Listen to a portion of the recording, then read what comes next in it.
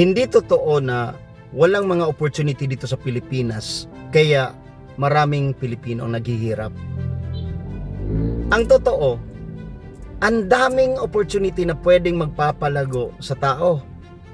Ang kulang lang is many people refuse to listen and refuse to learn sa mga opportunity na pwedeng magpapabago sa kanyang buhay.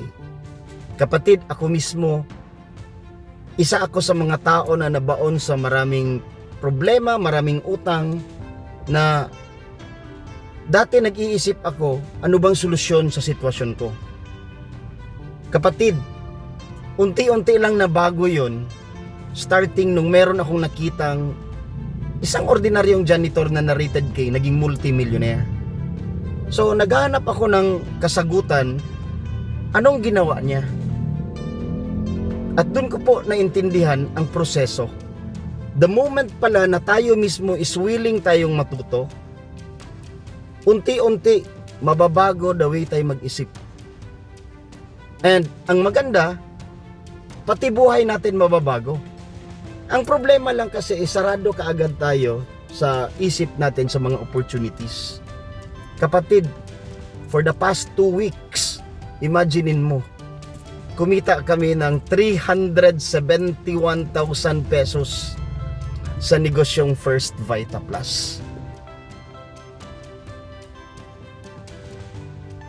Matagal mo na itong narinig, matagal na itong alam ng karamihan, and posible dealer ka na rin, pero ang kulang is baka ikaw hindi mo talaga sineryoso na aralin ito.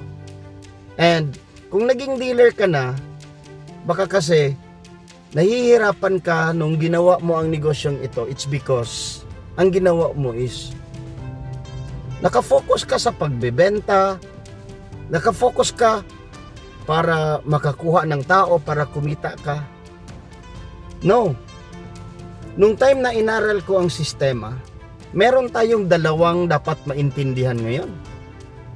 Kung gusto talaga natin maging successful sa First Vita Plus, unang-una, number 1, ikaw, sarili mo, willing kang tulungan ang sarili mo sa pag-aaral, sa mga trainings, para ikaw mismo ma-equip ka. And pangalawa, willing kang tumulong sa kapwa-tao.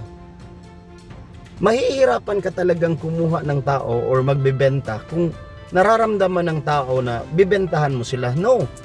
Importante sa pag-present natin sa ating mga prospects, ramdam nila na andun tayo para makatulong ma-solve ang kanilang problema.